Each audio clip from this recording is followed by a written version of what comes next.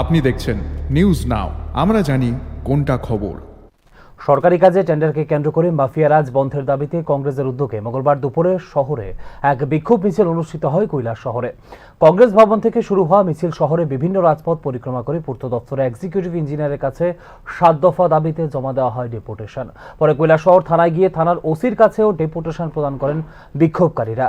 আন্দোলনের নেতৃত্বে ছিলেন কৈলাস শহরে বিধায়ক বীরজিৎ সিনহা। শান্তি ও সম্প্রীতির শহর হিসেবে পরিচিত কৈলাস শহরের পরিবেশ বর্তমানে টেন্ডার মাফিয়া দৌরাত্মে ক্ষতিগ্রস্ত হচ্ছে। অনলাইনে পূর্ত দফতরের টেন্ডার ডাকা হলে একাংশের দুষ্কৃতীরা হিংসাত্মক ঘটনায় জড়িয়ে পড়ছে। কাজ পাওয়া ঠিকাদারদের ডিকল মানি জমা দিতে এসে মারধর বা বাড়িতে গিয়ে হামলা করা হচ্ছে বলে জানিয়েছে কংগ্রেস নেতৃত্ব।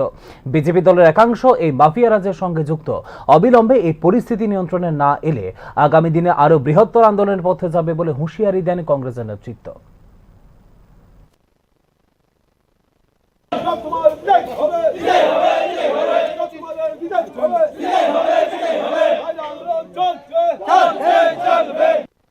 কৈলাসরের